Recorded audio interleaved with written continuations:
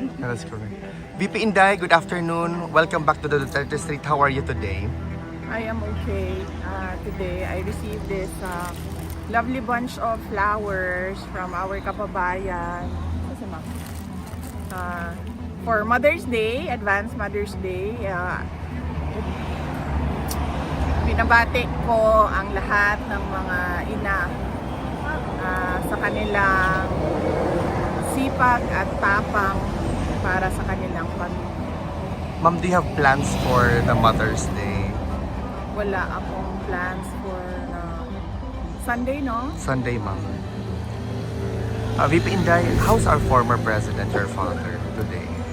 He's okay today. So, kahapon nakalimutan ko diba tanungin sa kanya kung ano yung message niya para sa inyong lahat na nandito sa Duterte Street, sa Den Haag at sa buong mundo na nagpapahayag ng suporta sa kanya at pagmamahal at pagdarasal para sa kanyang kalayaan. At sabi niya na yung nandoon siya sa loob, yun ay sakripisyo na daw. So hindi niyo daw kailangan magsakripisyo dito sa labas sa Duterte Street. Ang gawin niyo daw ay magdasal para sa bayan at para kay Bongbong Marcos. Kasi tinanong niya ako kanina, sabi niya kung nandito pa rin ba daw kayo. Sabi ko oo. Sabi niya, so nasa ilalim sila ng init. Sabi ko, oo. Sabi niya, sabihin mo sa kanila huwag sila magpainit. At sinabi ko na gusto niyo yung init. Unlike sa Pilipinas na nagtatago tayo pag nandyan na yung init. Apparently, kayong mga tiga-Europa at tiga mga lugar na malamig ay gusto nyo yung nasa ilalim kayo ng init. Ma'am, a little bit of politics lang, ma'am, no? What is your reaction, ma'am, to the government actually going after individuals in the name of Jay Sonsa, Ka Eric, Eloy Bugris is also part of those who are going to be subpoenaed, ma'am, with respect to them airing their or exercising their freedom of expression. Do you have any reaction to this kind of attempt to suppress the freedom of expression? Ano yan? Masyadong sensitive ang mga ganyan na mga tao na apektado sa opinyon ng ordinaryong mamamayan ay sensitive, insecure at takot. So, that is the power of the individuals that they are going after. Takot sila dyan sa kanila. If you are going to give an advice to this individual, ma'am, because knowing ikaw, ma'am, kaliwat kanan ang paninira sa iyo, but still you remain graceful, beautiful, radiant. What can you say as a tip para sa mga taong ito para maging as beautiful as you are? Unang-una, kailangan nila ng plastic surgery para habulin itong pangalawa, kapag pangulo ka na, hindi na mahalaga kung ano yung atake sa iyo ng mga mamamayan. Kasi kasama yan sa trabaho. Dapat ang tinututukan mo ay yung paano mo maging mapayapa at maunlad ang bayan. Yan yung dapat na tinututukan mo. Hindi yung kung ano yung sinasabi ng mga tao. VP Inday, certain members of Congress are confident that they have more than 180 votes already once the impeachment report will be presented to the plenary. What can you say about the confidence about this individual, saying that they wanted to reach even more than the numbers they had last year concerning your impeachment?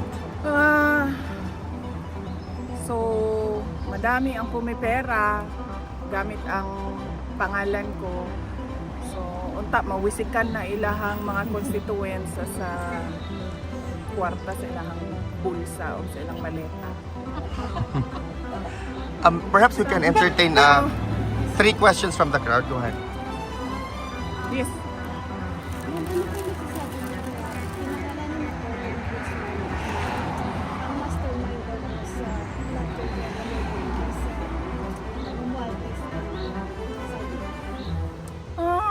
Iba naman ang sinasabi ni Martin Romualdez at ni Zaldico, ano. So,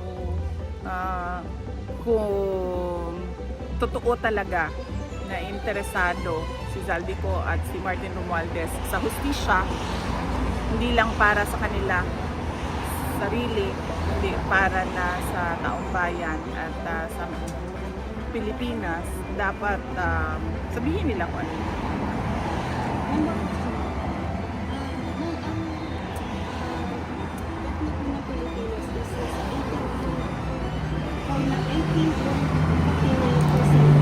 Trillion.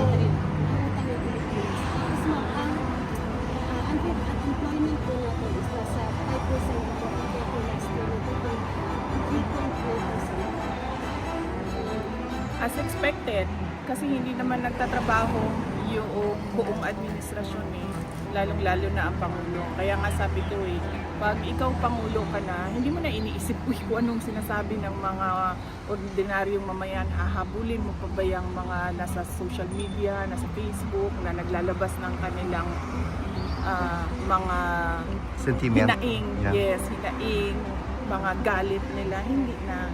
Ang dapat na ginagawa mo, tinututukan mo yung trabaho mo. At pag hindi mo tinutukan yung trabaho mo, ganyan yung nangyayari. Tumataas ang unemployment, nangungutang tayo ng nangungutang. Another question? Ma'am, how would you like to react on the statement of the Malacanang regarding the constitutional Philippine law over relative to the 2028 election, presidential election? Basta sinabi.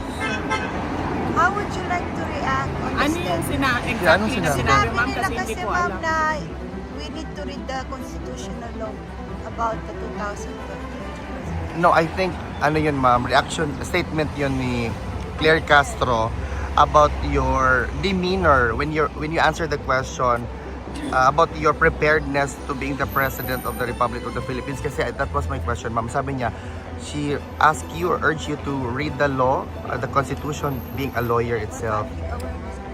But Demeanor connected kasi sa tumawa ka daw, ganito, ganyan.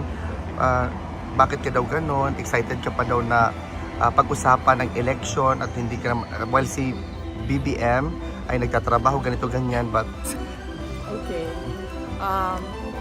Lagi ko sinasabi na kapag si Claire Castro ang nagsasalita, huwag niyong pansinin o bigyan ng halaga.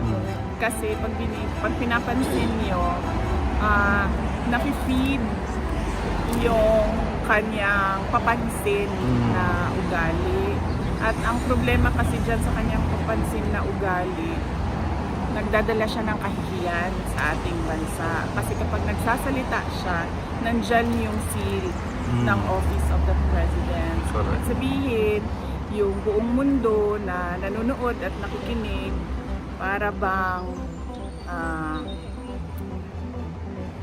mag-iisip sila na parang kawawa naman itong Pilipinas kasi ganito yung tagapagsalita. VP Inday, what is your concluding statement? Your message to the... One more question, ma'am. Go ahead.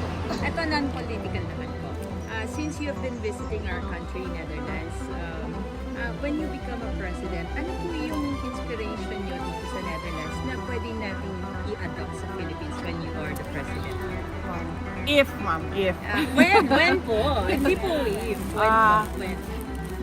Well, kung ibibigay ng Diyos yan, ibibigay naman niya yan. Pag hindi yan para sa iyo, ay hindi yan mangyayari. Pero kung ano yung maganda dito na nakita ko is yung transport system. Yung Mobility options. mobility ng mga tao. Sobrang dami ng options ng mga tao. Pwede kang maglakad, pwede kang mag-bike, pwede kang mag-Uber, pwede kang mag-taxi, pwede kang mag-tram, pwede kang mag-bus, then meron pang train. So, alam mo yun, hindi nahihirapan there is no difficulty in the movement of goods and people, which is very important sa commerce. Thank you, VP.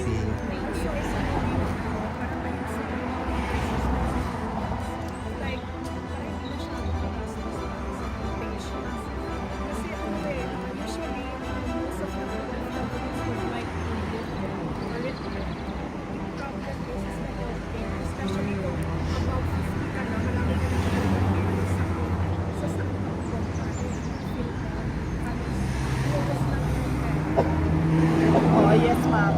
Yan talaga yung basic, ma'am, yung apat. Security, agriculture, infrastructure, health, tsaka transportation.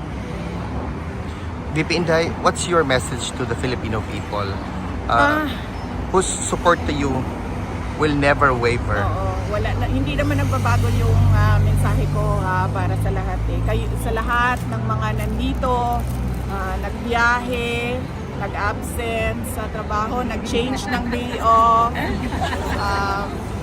gumastos, para lang pumunta dito sa Den Haag ay taus-puso yung pagpapasalamat namin sa inyo.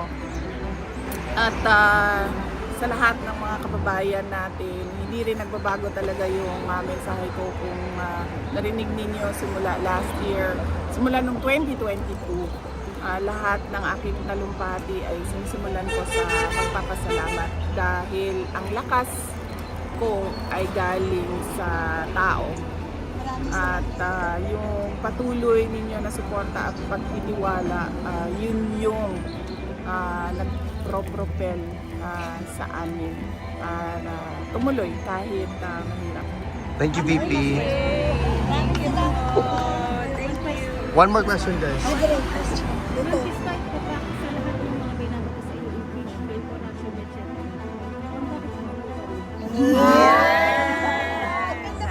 Na-inspire kasi ako sa'yo.